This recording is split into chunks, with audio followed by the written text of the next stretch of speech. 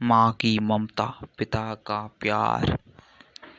माता पिता की साया में ही जीवन संवरता है। माता और पिता जो निस्वार्थ भावना की मूर्ति हैं, वे संतान को ममता, त्याग, परोपकार स्नेह जीवन जीने की कला सिखाते हैं। माता और पिता इन दो स्तंभों पर भारतीय संस्कृति मजबूती से स्थिर है। माता पिता भारतीय संस्कृति के दो ध्रुव हैं। माँ शब्द ही इस जगत का सबसे सुंदर शब्द है। इसमें क्या नहीं है?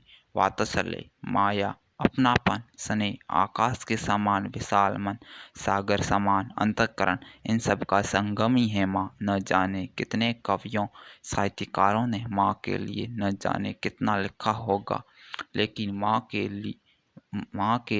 के मन की विशालता, अंतःकरण की करुणा मापना आसान नहीं है। परमेश्वर की निश्चल भक्ति का अर्थ ही है माँ। जीवन का रूप कैसा है, ये माँ का रूप देखकर जाना जा सकता है। ईश्वर के असंख्य रूप की माँ की आंखों में झलकते हैं। संतान अगर माँ की आंखों के तारे होते हैं तो माँ भी उनकी प्रेरणा रहती है। कुपुत्र अनेक जन्मते हैं पर कुमाता मिलना मुश्किल है। वेद वाक्य के अनुसार प्रथम नमस्कार माँ को करना चाहिए। सारे जग की सर्वप्रसन्न सर्वमांगल्य सारी शुभ चिंता फीकी पड़ जाती है। माँ की महानता के सामने सारे संसार का प्रेम माँ रूपी शब्द में व्यक्त कर सकते हैं। जन्मजात दृष्टिहीन संतान भी माँ उतनी ही ममता से बड़ी करती हैं। दृष्टिहीन संतान अपनी दृष्टिहीनता से ज़्यादा इस बात पर अपनी दुर्दशा व्यक्त करती है कि उसका पालन पोषण करने वाली माँ कैसी है। यह देख नहीं सकता, व्यक्त कर नहीं सकता। माँ को देखने के लिए भी दृष्टि चाहिए। माँ आंखें होते हुए भी माँ को न देख सकने वाली बहुतायन होते हैं। ईश्वर का दिव्य स्वरूप एक बार देख सकते हैं, मगर माँ के विशाल मन की थाह लेने के लिए बड़ी दिव्य दृष्टि लगती है। माँ यानी ईश्वर द्वारा मानव को दिया हुआ अनमोल उपहार। दूसरा नमस्कार यानी पितृदेव, पिता सहित अर्थों में भाग्य विधाता रहता है। जीवन को योग्य दिशा दिखलाने वाला महत्वपूर्ण कार्य वह सतत करता है। विशेषता यह है कि पिता पर कविताएं कम लिखी गई हैं।